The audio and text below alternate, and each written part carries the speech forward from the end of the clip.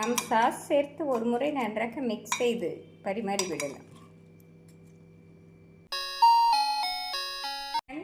நான் ஸ்பைசி பன்னீர் மசாலா செய்வதற்கு பன்னீருடன் கார்ன்ஃப்ளவர் மைதா மாவு சேர்த்து நன்றாக மிக்ஸ் செய்து எடுத்துவிடலாம். 2 ஸ்பூன் கார்ன்ஃப்ளவர் மாவு சேர்த்து விடலாம்.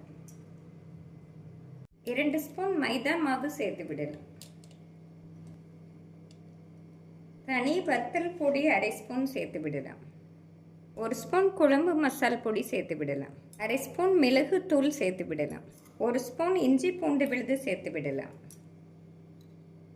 தேவையான அளவு தூள் உப்பு சேர்த்து விடலாம். அரை மூடி எலுமிச்சை சாறு சேர்த்து விடலாம். ஃப்ரெண்ட்ஸ், மசாலாக்களை பன்னீருடன் நன்றாக கோட் செய்து விடலாம். நாம் தேவைப்பட்டால் சிறிதளவு தண்ணீர் தெளித்து விடலாம். இந்த அளவு மசாலாக்களை நன்றாக பன்னீரில் தடவிய பின் 10 நிமிடம் ஊற வைத்து விடலாம். நாம் 10 நிமிடம் ஊற வைத்தோம் என்றால் பன்னீரில் மசாலாக்கள் நன்றாக இறங்கி வந்துவிடும். ஃப்ரெண்ட்ஸ், நாம் பன்னீரை பொரித்த பின் மேலே சாஸ் செய்வதற்கு இந்த அளவு வெங்காயம், பூண்டு, பச்சை மிளகாயை பொடியாக நறுக்கி எடுத்து விடலாம். ஃப்ரெண்ட்ஸ், நாம் ஆனியன் சாஸ் செய்வதற்கு பேனில் தேவையான அளவு எண்ணெய் ஊற்றி விடலாம். எண்ணெய் சூடானதும் பொடியாக நறுக்கிய வெங்காயம், பூண்டு, பச்சை மிளகாய் சேர்த்து விடலாம். வெங்காயம், பூண்டு வதங்கும் போதே தேவையான அளவு தூள் உப்பு சேர்த்து விடலாம்.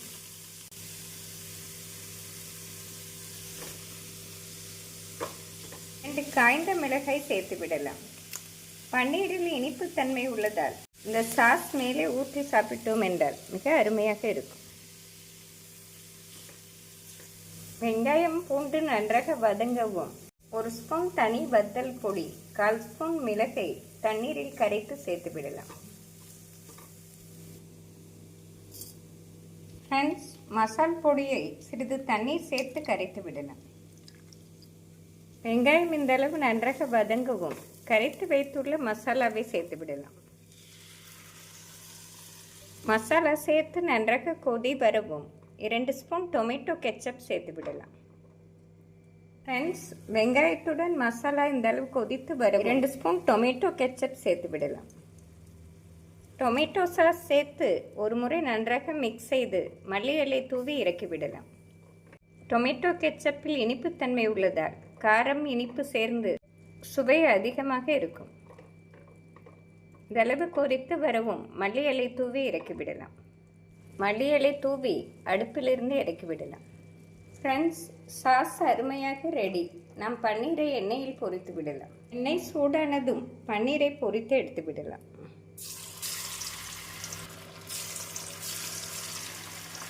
நாம் மீடியம் ஃப்ளேமிலே நன்றாக கோல்டன் ப்ரௌன் கலர் வரும் வரை பொரித்து எடுத்து விடலாம். நாம் மீடியம் ஃப்ளேமிலே பொரித்தால் மொறுமொறுப்பாக வந்துவிடும். ஃப்ரெண்ட்ஸ், பார்ப்பதற்கு அதிக வேலை இருப்பது போல் தோன்றினாலும் மிக எளிமையாக இந்த பன்னீர் ஃப்ரையை செய்துவிடலாம். நாம் வீட்டில் உள்ள பொருட்களை வைத்தே சுவையாக செய்துவிடலாம். ஃப்ரெண்ட்ஸ், ஒரு 5 நிமிடத்திலே மொறுமொறுப்பாக வெந்து வந்துவிடும். இந்தளவு கோல்டன் ப்ரௌன் கலர் ஆனவுடன் எடுத்து விடலாம். அனைத்து பன்னீரையும் பொரித்து எடுத்து விடலாம். நாம் மொறுமொறுப்பாக வேக வைத்து எடுத்தால்தான் ஆறினாலும் அருமையாக இருக்கும். ஃப்ரெண்ட்ஸ், பன்னீர் ஃப்ரை அருமையாக ரெடி.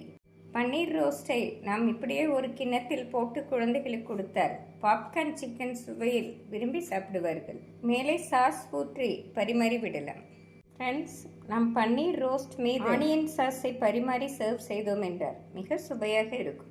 நாம் சாஸ் சேர்த்து ஒரு முறை நன்றாக மிக்ஸ் செய்து பரிமாறி விடலாம். ஃப்ரெண்ட்ஸ், மிக சுவையான பன்னீர் மசாலா அருமையாக ரெடி. நாம் சாஸுடன் பரிமாறினோம் என்றால் ஃப்ரைட் ரைஸ், சப்பாத்தி, நானுடன் சாப்பிடும் பொழுது நாம் ரெஸ்டாரண்ட்டில் சாப்பிடுவது போலவே அதே சுவையில் மிக அருமையாக இருக்கும். வீட்டிலே எளிமையாக இதை செய்து விடலாம். ஃப்ரெண்ட்ஸ், மிக சுவையான இந்த பன்னீர் மசாலாவை செய்து பார்த்து எப்படி இருக்கிறது என்று கூறுங்கள். Thank you friends.